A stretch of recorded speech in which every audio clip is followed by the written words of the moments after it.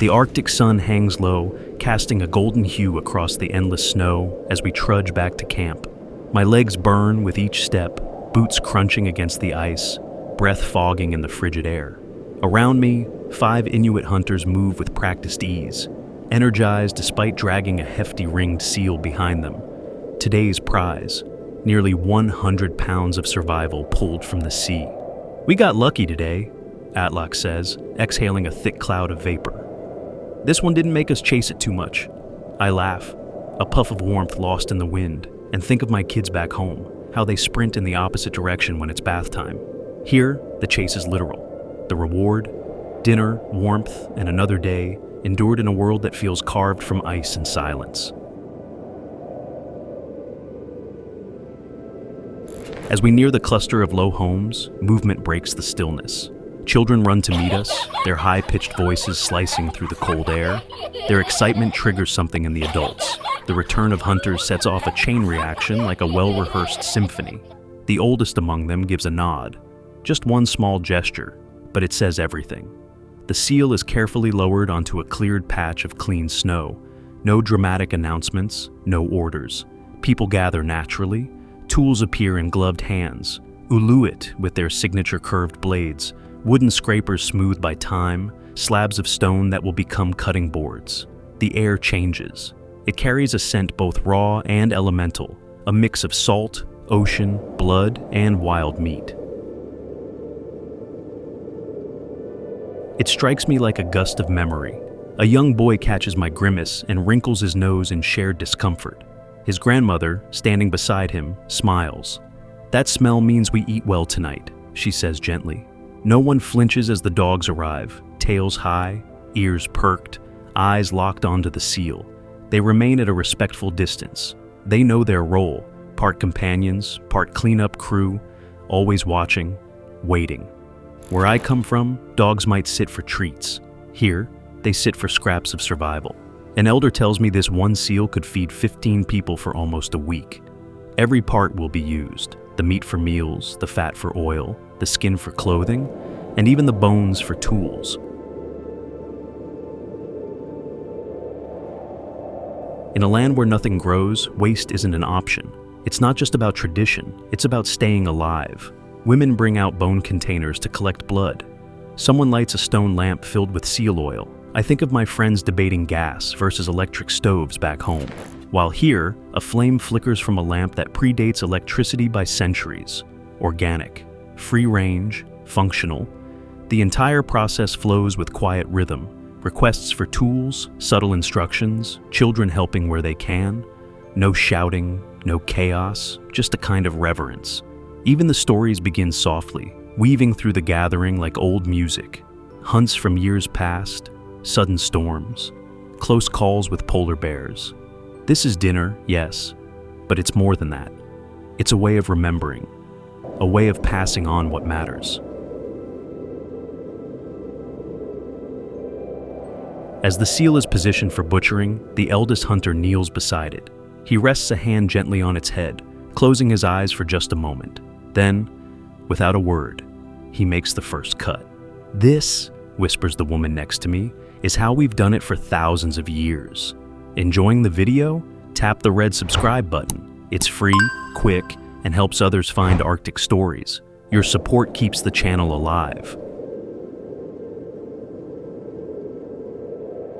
The hunter's blade glides effortlessly through the seal's skin, the first incision quiet and precise. There's no audience applause, no dramatic music, just the sound of metal meeting flesh and the whisper of the Arctic wind. The blade he uses is an ulu, half-moon shaped and ancient in design, its bone handle fitting perfectly into his gloved palm. It's not something you buy at a store, it's passed down, sharpened by time, taught by hands that remember. "This knife doesn't come with instructions," the woman beside me says. "Just 20 generations of you're doing it wrong." I chuckle, but she's not joking.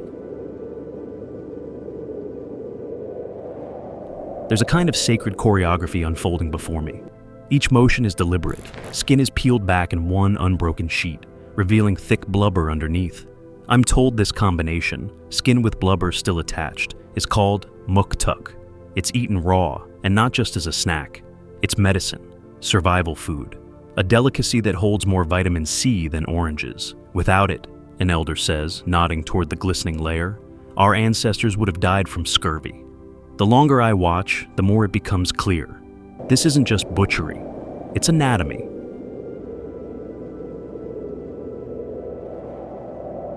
A form of Arctic biology conducted without textbooks. Every muscle, every tendon is identified, separated, stored. Nothing is wasted. The hunter's hands move with a precision that would make a surgeon pause. And he's doing this sitting on ice in minus 30 degrees Celsius. The internal cavity is opened. Steam rises in slow, ghostly spirals. The contrast of body heat meeting frigid air is dramatic, like opening a pot of soup in a walk-in freezer. Except this soup once swam, breathed, and now fuels life for an entire community. Organs are removed intact. The liver, deep red and glossy, is handed to an elder who slices it thin and begins distributing pieces. I'm handed a slice. I hesitate just long enough for a teenager to smirk. First-timers always look scared, he teases. He's right. I've never eaten raw liver on a slab of sea ice before, but I try it. The taste is rich, metallic, unfamiliar, but not unpleasant. Just honest. Honest food from an honest land. Next comes the heart. It's handed to the lead hunter, an unspoken rule, symbolic and nutritional. The brain is set aside for the elders. Wisdom, someone says. You need it more the longer you live. There's no arguing, no jostling for the best parts. The seal is shared based on a system that's older than memory. Not just fair, but right. One woman points to a strip of tendon being carefully removed. That'll be dried and turned into thread, she explains. We use it to sew boats, clothes, everything. A biology teacher back home once gave me a quiz where I had to label lungs and kidneys. I got half wrong. These folks could reassemble an entire seal blindfolded. It's not just knowledge, it's embedded skill, passed down like language, like breath.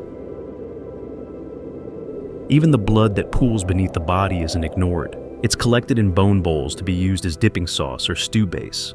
Nothing here goes unnoticed. Or unvalued. The skull is finally cracked open. Inside, the brain is gently scooped and set aside. It's rich in essential fatty acids, something science only recently confirmed, but the Inuit have known for centuries. They didn't need labs, they had survival. This seal will keep us warm, lit, and fed, someone says simply. And I believe it.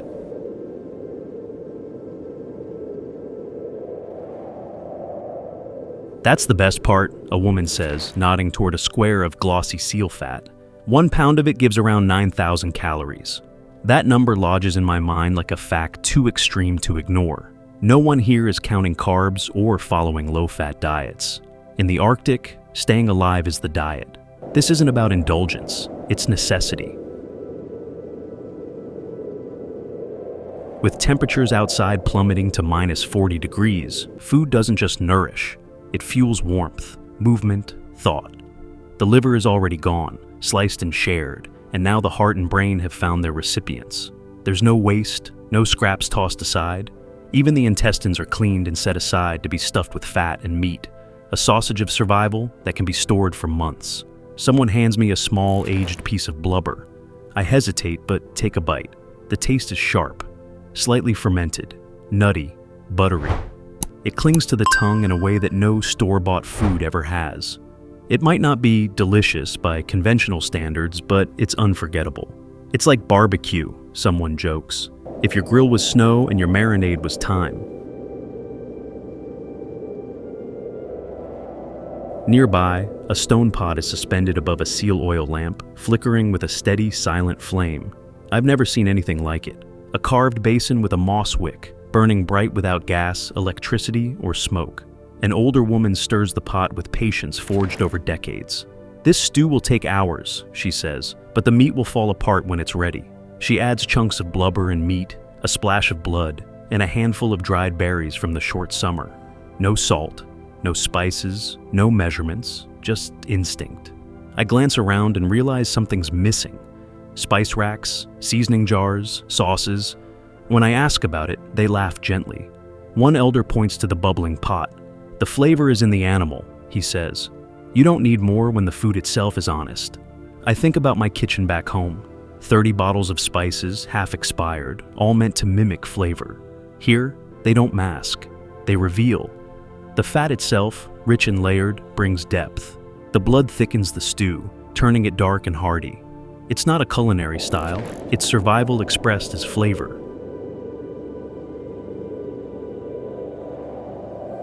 Outside, thin strips of meat are being hung on racks made from driftwood and bone.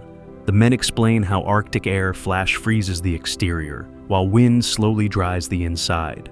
The technique, kulik, is one of nature's most reliable preservation systems. No fridges, no electricity. Just wind, cold, and time.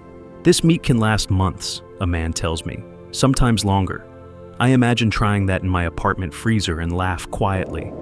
The Arctic makes its own rules. Nearby, another group sits in a loose circle, eating raw pieces of meat and fat freshly cut from the seal. They pass around bowls of a thick red sauce. I ask what it is. Melted fat and blood, a woman says, offering me a bowl. It's good for you. All the vitamins stay. The flavor is intense, mineral-rich, slightly sweet. It surprises me with its complexity. A teenage boy slices thin pieces of liver and distributes them carefully. Liver has the most vitamins, he explains, matter-of-factly. We eat it first, so our eyes stay strong. Spring seals, I'm told, taste different from winter ones. Their diets shift with the seasons, and so does their flavor. These people don't just eat to survive. They notice, they adapt, they remember. Food here is more than sustenance. It's wisdom, energy, history, and it's always shared. The stew simmers, the drying meat sways in the wind, and now something shifts. A few women begin clearing space in the center of the dwelling. Movements are purposeful, practiced. This isn't just cleanup, it's preparation. The food, once hunted, then butchered and cooked, is about to become something else entirely. A shared experience. A large sealskin mat is laid out on the floor. It's not fancy, just clean, wide, and familiar. The arrangement begins. Raw cuts are placed closest to the outer edge, dried meat sections next, and finally, at the heart of it all, the hot stew in a stone pot. This layout isn't random, it's purposeful, designed to keep the warmest food in the warmest spot and let each person reach what suits them best. There are no chairs, no silverware, no plates. Just people sitting in a circle on the floor, the food spread out in front of them like a map of survival. Everyone knows exactly where to sit. Elders here, a woman explains softly. Hunters there. Children at the back. But still close enough to reach. There's no arguing about spots, no bickering about who gets the best view. No one complains about being at the kids' table. Everyone knows their place better than a wedding reception seating chart. And there's something comforting in that order. I noticed something curious. Different cuts of meat are arranged near different people. The eyes go to the youngest child, for good vision, someone tells me. The heart to the lead hunter, for courage. The brain to the elders, for wisdom.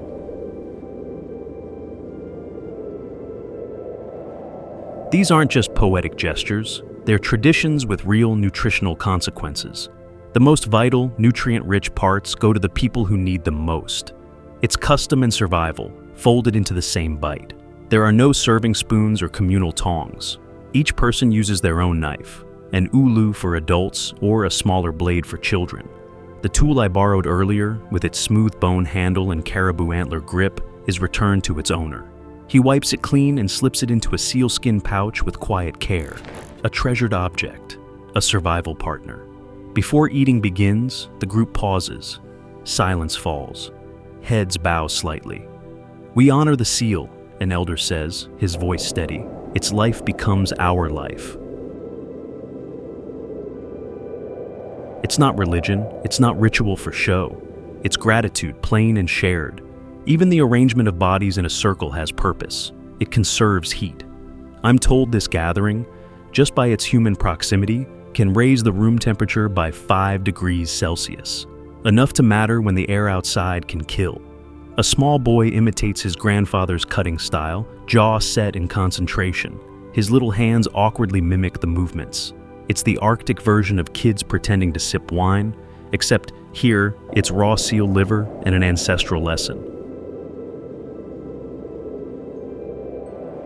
The eldest takes the first bite. Only then does everyone begin eating. Conversations begin like whispers, but rise with warmth. Tea is passed, stories float, tales of near misses on hunts, jokes about the time someone fell through the ice. Everyone listens. Everyone laughs. When we eat together, an elder says between bites, we feed our stories too.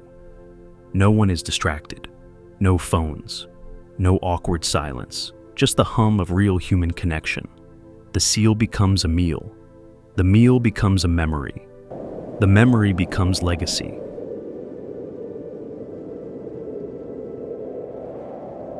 As the final bites are taken and the stew pot sits nearly empty, the energy in the room doesn't drop. It shifts.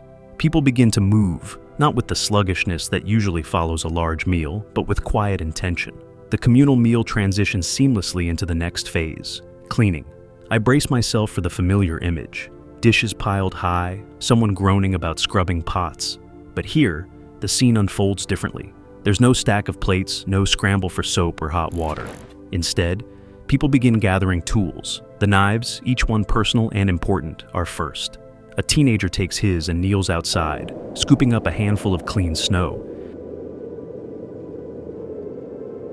He rubs the snow along the blade until it gleams. There's no detergent, no running water. Just the Arctic's oldest gift, cold, clean, sterile snow. When I raise an eyebrow, an elder notices and nods. "This is how we've always done it," she says. "No chemicals, no waste, just snow."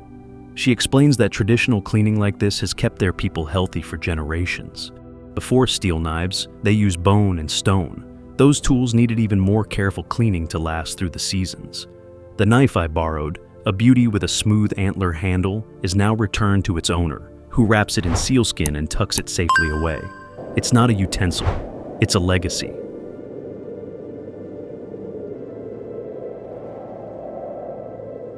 The mat that served as our table is carried outside. Someone shakes it briskly, scattering crumbs for the wind and the waiting sled dogs. Then it's scrubbed with snow. Again, no soap, no scrubbing pads. Just pressure, care, and centuries of practice. In a world where supermarkets and cleaning supplies are hundreds of miles away, snow is more than scenery. It's resource, it's utility.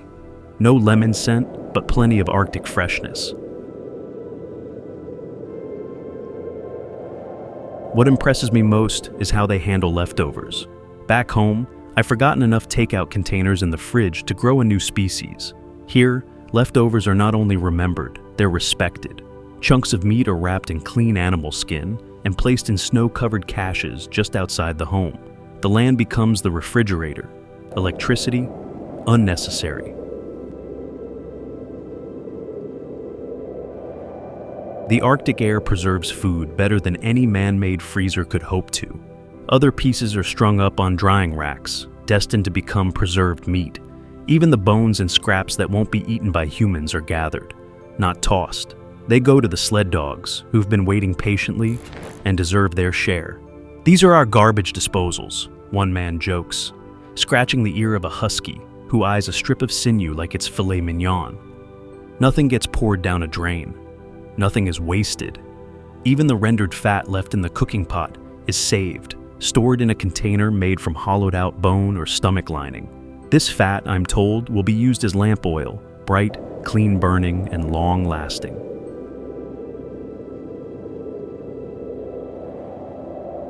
A single seal can light a home for weeks, an elder says. Light is survival, too. He pauses, then adds with a grin, Inuit motto. Nothing goes to the trash, everything goes to dinner, either tonight's or next month's. It's a joke, but it's also a law. Here, waste isn't just inefficient, it's dangerous. As the last bits of broth are scraped from the pot by a teenager, who insists, of course, that he's not even hungry, I realize even the cleaning tells a story. A story of resourcefulness, of respect, of survival without excess.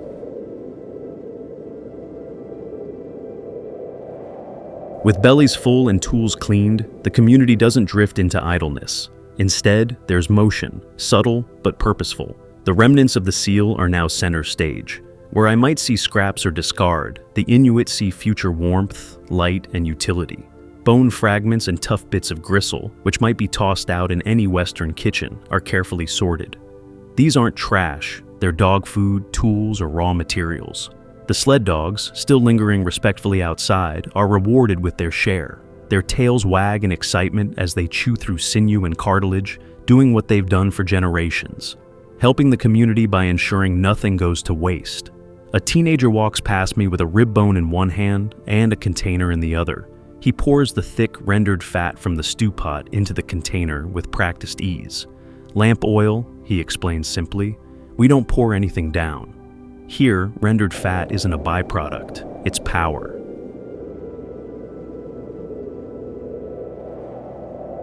A single seal, they remind me, can produce enough oil to light a home for several weeks. In an environment where the sun vanishes for months and darkness swallows the landscape, that oil is survival in its purest form. Nearby, someone begins sorting cleaned intestines. These will be stuffed with minced meat and fat to make long-lasting sausages. Other parts, like the stomach, are prepared to become storage containers, flexible, durable, and sealed tight by nature's own design. These organic bags outperform anything plastic ever promised. Even the cooking stones, now cool and dry, are carefully wiped and stored. At first glance, they look ordinary, rounded, dull-colored, nondescript, but they are carefully chosen for their ability to absorb and retain heat without cracking. Their value lies not in how they look, but in what they can endure. These stones have likely outlived multiple generations, and will outlive more. Quiet relics of meals gone by. I ask how they choose which stones to keep. They don't shatter in fire, someone replies, and they hold heat like memory. The simplicity of the answer strikes me. Everything here is measured by what lasts, what works, what can be trusted. Survival, again and again, comes back to respect for the land, the animal, the process.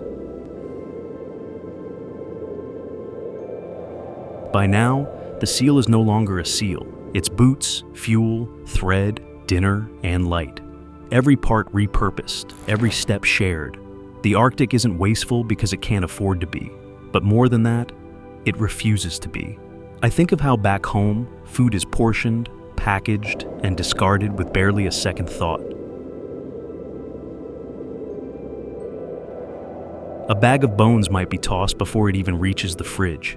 Here, a single rib becomes a teaching tool, a soup base, or a dog's prized treat. And then, just as naturally as everything before, people gather again. This time around the oil lamp. Its glow is soft, orange, and alive, flickering against the snow-dim walls. There's no TV, no music playing, no scrolling on phones.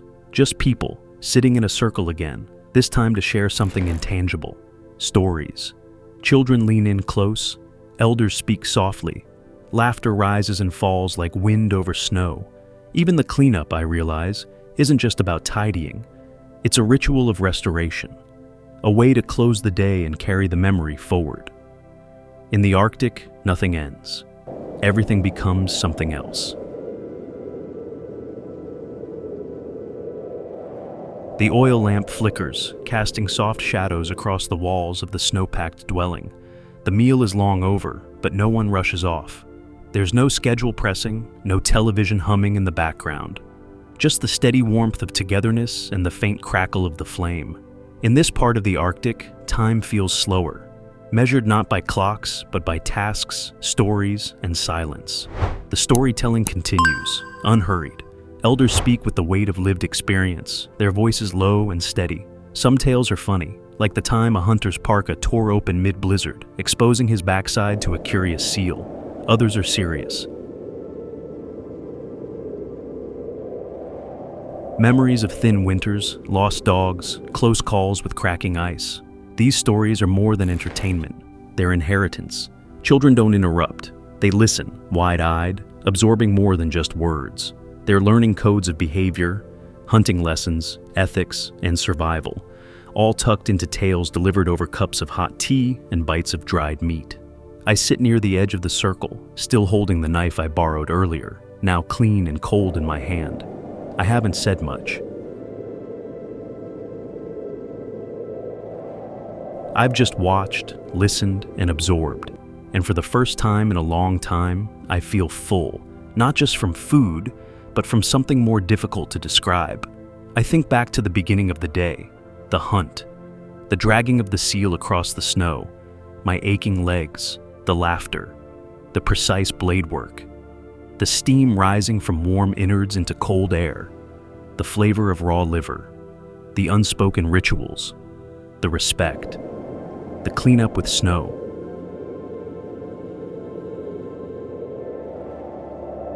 The stories unfolding now in the golden hush of the igloo. Every step, every moment has been part of a cycle I didn't fully understand until I saw it. Outside, the Arctic night has fully taken hold. The sky is deep blue, almost black, and scattered with stars that seem impossibly bright. There are no headlights out here, no city glow, just the land, the ice, and the faint orange pulse of oil lamps shining behind sealskin windows. One of the children curls up near her grandmother, her head resting on the woman's lap. She's still holding a sliver of dried seal meat, chewing it slowly, thoughtfully. Across from her, a teenager stares into the flame, slicing curls from a strip of tendon. Not because he has to, but because it feels right to keep the hands moving, the skills sharp. I've often heard survival described as gritty, raw, even brutal. And yes, this place demands a lot. It can take your breath, your balance, your warmth in a heartbeat. But here, survival also looks like laughter, shared food, polished knives, careful hands, old stories, and light that comes from fat and fire. A woman refills my cup with hot tea. She doesn't say anything, just nods. And I realize the true brilliance of the Arctic isn't in its extremes. It's in the people who have learned not just to endure them, but to live fully within them, to eat with purpose, to clean with care, to use every part of what the land gives, to tell stories when the darkness closes in. As the flame burns low and the last story ends, I'm not thinking about the cold. I'm thinking about how warm this place truly is.